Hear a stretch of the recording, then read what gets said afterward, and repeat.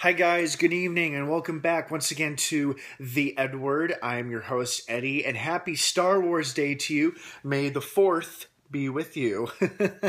Hope you guys had a great Star Wars Day. It looks like there's a lot of fun, exciting Star Wars stuff announced and shown. We got some character images shown to us in that Vanity Fair cover magazine. That's exciting. I'll talk more about that later in another video, but this video I want to welcome you to my very first film review for the very first summer blockbuster hit of the year, a film which I adore and have already seen twice, is Avengers Age of Ultron film review. Now, before I begin and I start babbling on and on, I must warn you guys that this review will obviously be filled with massive spoilers regarding the film and past Marvel Cinematic Universe films as well. So if you have not seen Avengers Age of Ultron yet, do not watch this video. Do not watch or listen to this video. I will be discussing massive key plot points and spoilers. So you have been warned. If you have not seen the movie yet, do not watch or listen to this video. If you have and you want to hear my review, by all means continue watching. So, first off, I have been looking forward to this movie since the first one, basically. Let's be honest. As soon as the first one was over, I'm like, oh, I can't wait for a sequel. I can't wait for a sequel. Now, at the time, I thought, well, okay, they used Loki as the main villain in this film, so maybe they'll use somebody else's villain for the second movie. I'm like, okay, so maybe they'll do Red Skull, because we never saw him die. All he did was he evaporated into the Tesseract, into the power of the Tesseract at the end of Captain America, the First Avenger. And technically, he never really died. He became part of that Tesseract, that cube. So he's still out there. I think he's definitely still out there. When he'll return is another story. And that was my biggest theory at the time, was that Red Skull would be the next villain for the second Avengers movie. But then when people started talking about that character who appeared towards the end of the film, and of course at the time, me, not being a comic book guy, had no idea who that was. All I knew was that he was a pretty big, important guy based on people's reaction, the audience's reaction to Thanos' appearance. And I later found out who he was. He's Thanos. He's basically like the god of death almost, and wherever he goes, death and destruction follows, and he craves, lusts for ultimate power and control. I'm like, oh, okay, so overall a bad guy. All right, so maybe he'll be our next villain. And then we didn't really hear much for a while. All we heard was speculation.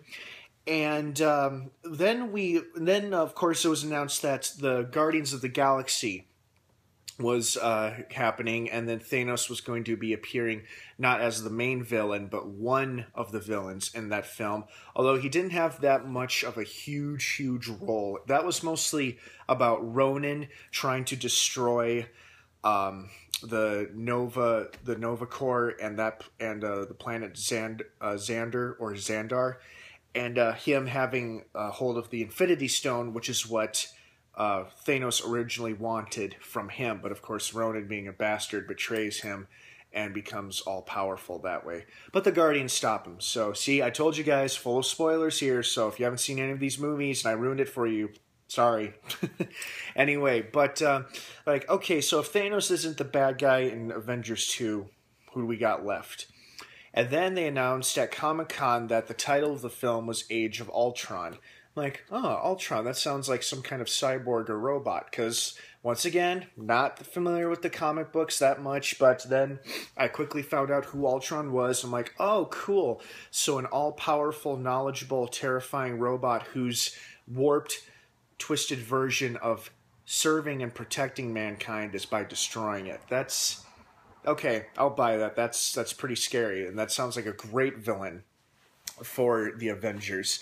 And I've just been pumped ever since. I loved it. I absolutely adored it. As you guys saw, I dressed up as the Incredible Hulk for the midnight premiere, and that was filmed by my good buddy who joined me at the premiere, and it was so much fun. I love going to the midnight premieres of certain films, especially comic book films because the fans are there and their reactions and their enthusiasm is infectious and extremely positive, because you can feel the excitement, the joy, the happiness that everybody is feeling during and after the movie when it's going on, and you all applaud, laugh, cheer, scream at the same time, and it's beautiful. It's a beautiful, beautiful feeling when you're surrounded by people who enjoy the film as much as you do. That's why I enjoy going to midnight premieres, and that's why I cannot wait for the midnight premiere for Star Wars Episode 7. But anyway, so I saw it, loved it, I absolutely adored it. A lot of people are giving it shit, surprisingly, because I thought, this film would receive mostly positive reviews from critics and fans alike, but a lot of critics are giving it shit for being way too fast, like way too fast-paced. There wasn't enough storytelling, not enough character development. It was mostly a bunch of action sequences all rolled into one gigantic film.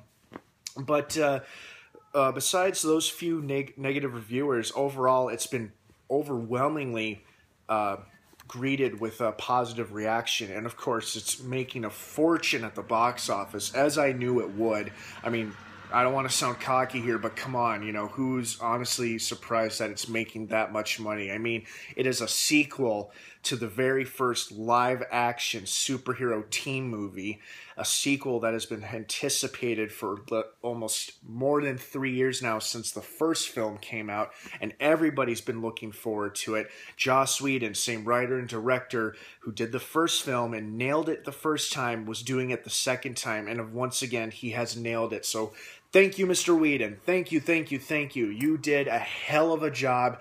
That was fantastic. And just thank you overall for your contribution to the MCU. Thank you so much, because I know you've written a few pieces here and there regarding other films, and you've had suggestions. So thank you. You really know your stuff, and I applaud you for that. So thank you, Joss Whedon. You really nailed it. I think I speak for a lot of fans when we honestly say, thank you for creating such a fun movie. And that's what it was. It was fun. It was delightful. It was funny. Very, very funny. Oh my God. The opening scene, not only is it an incredibly action-packed opening sequence, but what's great is that it shows the Avengers actually working together as a team. They're communicating, they are carrying out a well thought out, executed plan, and they are on top of their stuff, and they're working together, and it's phenomenal because they're showing what a team really should be, is that you're communicating and working with each other. And they really nailed it in that opening scene. That whole opening battle was incredible and super funny.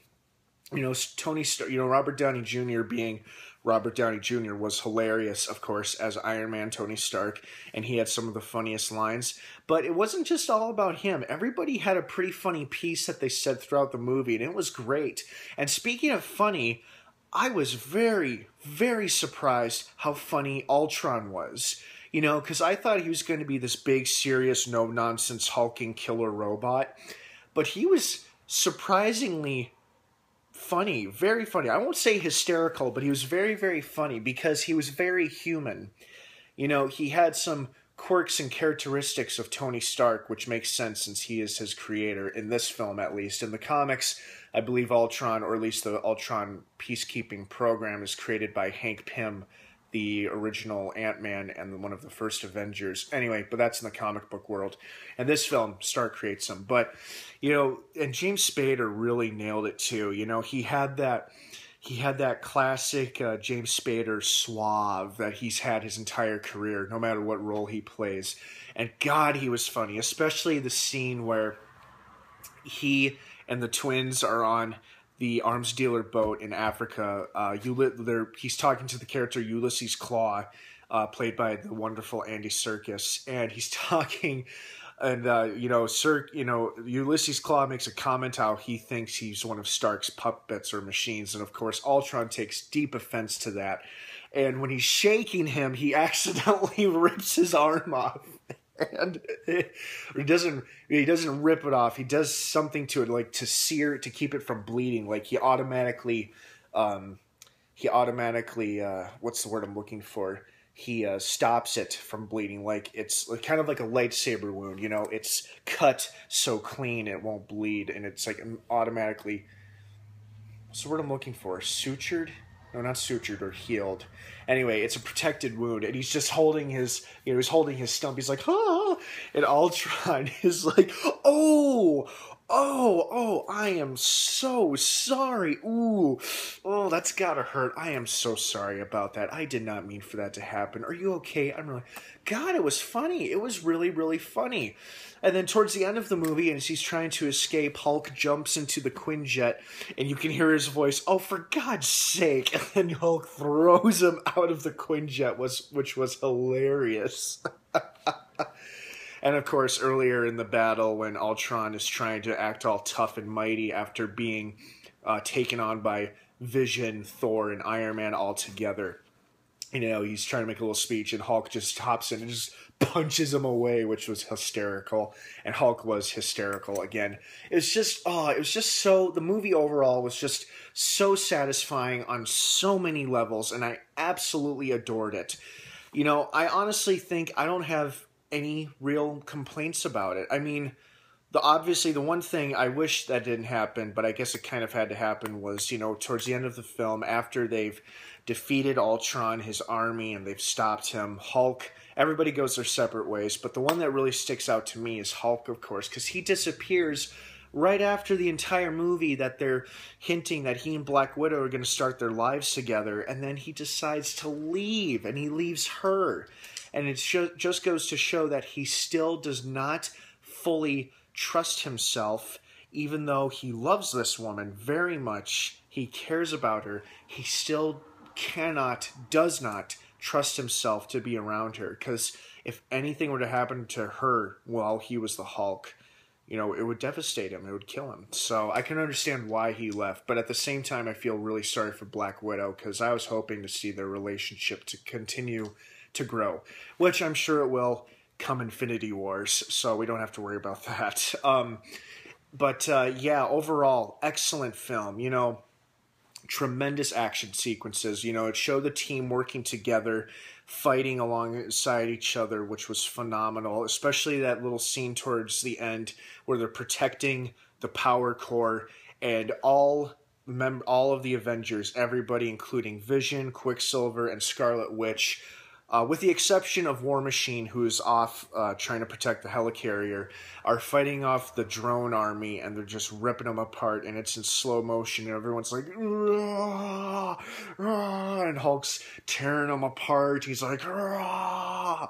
It was extremely impressive. I really loved it. So, excellent film. Great special effects, great story, and I can see why people would say it really didn't have much of a story, but if you pay close enough attention to every single little detail, it really all makes sense and come together. Because let's face it, you kind of have to be a fanboy, whether you enjoy the films or the comics of Marvel, to get what all the references are and what they're hinting towards for their future films and the rest of the cinematic universe.